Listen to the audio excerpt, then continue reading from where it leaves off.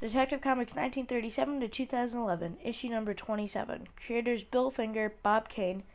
Released to May 17, 1939. Pages 7. Full series Detective Comics 1937 to 2011. Part of collections Batman: A Celebration of 75 Years. Batman: The Golden Age Volume 1. Detective Comics 80 Years of Batman Deluxe Edition. This comic book averages 4 stars ratings out of 3,325 ratings. This comic book is for ages 12 and up. Summary.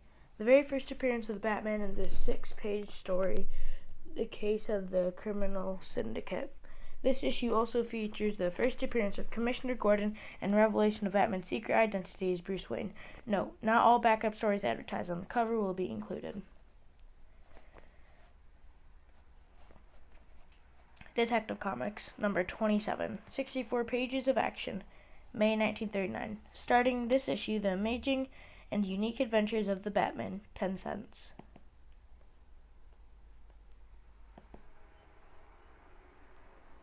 The Batman, a mysterious and adventurous figure fighting for righteousness and apprehending the wrongdoer in his lone battle against the evil forces of society. His identity remains unknown.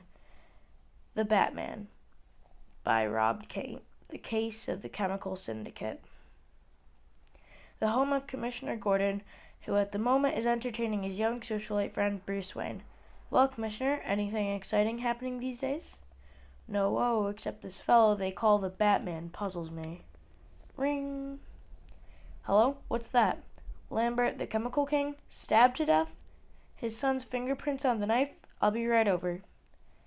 Talk about something exciting. Old Lambert has been murdered at his mansion. I'm going there now. Like to come along?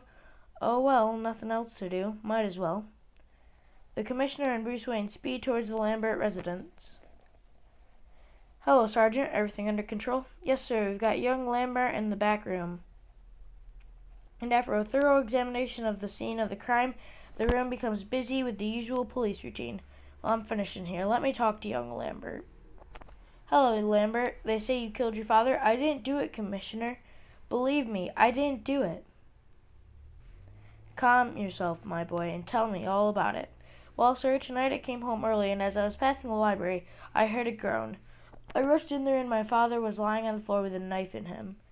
And as I rushed in, I got the impression of something leaping out of the window. I also noticed that father's safe was opened. I pulled the knife out of my father's body and turned him toward me, in time to hear him say, contract, contract. Oh. And then he died. That's how I got my fingerprints on the knife. That's the truth, Commissioner. I swear. Did your dad have any enemies or people who had interest in his business activities? Not that I know of, except his 3 former business partners. Let's see, they were Stephen Crane, Paul Rogers, and Alfred Stryker. Commissioner, there's a man named Steve Crane who wants to speak to old Lambert. When I told him that old Lambert was murdered, he got very excited and wanted to speak to you. This is Commissioner Gordon. What's the trouble? Yesterday, Mr. Lambert called and told me he received an anonymous threat on his life. Today, I received the same. That's why I called up, and I'm afraid I'll be next. What shall I do? Wait, and do not let anybody in. We'll be over as soon as we can. What's that, Bruce? No, I'll leave you here to finish your work. I'm going home. Click. Meanwhile, Stephen Crane sits in his library with a feeling of impending danger when suddenly, there's a sickening shot.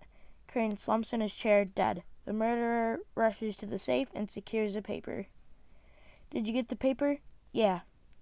As the 2 men leer over their conquest, they do not notice a third menacing figure standing behind them. It is the Batman. The Batman? The Batman lashes out with a terrific right.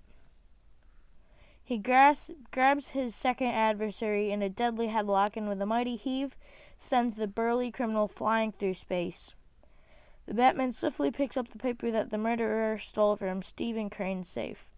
Meanwhile, the Commissioner draws up in his car. It's the Batman! Get him! Mr. Crane has been murdered, sir. It's horrible. That's 2 dead partners out of the 4 that have received threatening notes. The other 2 must have received them too. Let's go to Rogers next.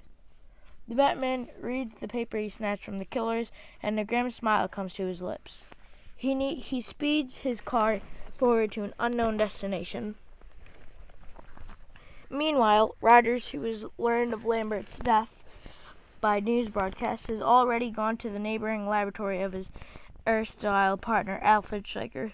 "Hello, Jennings. I must see Stryker quickly. Won't you come in?" "Sock." Jennings, Stryker's assistant, carries Rogers to the basement of his laboratory. Haha. "One more out of the way. Soon I'll control everything. This is a gas chamber I used to kill guinea pigs to experiment with, but now you are my guinea pig. Haha. When this glass lid covers you entirely, gas will come through the jet and kill you. Haha. You fiend." Jennings pulls a brake which starts the glass down over Rogers in certain doom. "I'm going down to turn the gas on. Sleep well." Haha. At that moment, the Batman leaps through an open transom.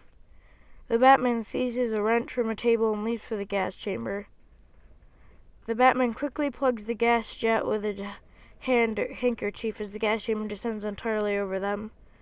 And then he unties Rogers with a power full swing. Crash. Jennings returns and is startled by the Batman. He reaches for a gun. What the? The Batman greets Jennings with a flying tackle. Meanwhile, Alfred Stryker has heard the crash of the gas chamber as he enters the laboratory. "Rogers, what happened? Your assistant Jennings tried to kill me." However, Stryker has not noticed the Batman, who has secluded himself in the shadows.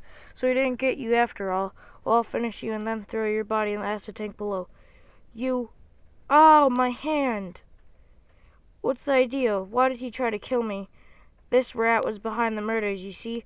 I learned that you, Lambert, Crane, and Stryker were once partners in the Apex Chemical Corporation." Stryker, who wished to be sole owner, but having no ready cash, made secret contracts with you to pay a certain sum of money each year until he owned the business. He figured by killing you and stealing the contracts, he wouldn't have to pay this money. A very clever scheme, and being the contracts were a strict secret between the four of us, our hearers or the outside world wouldn't know a thing about them. But how did you know all this? I secured this contract from one of his hired killers. Suddenly, Stryker, with the strength of a madman, tears himself free from the grasp of the Batman. Sock.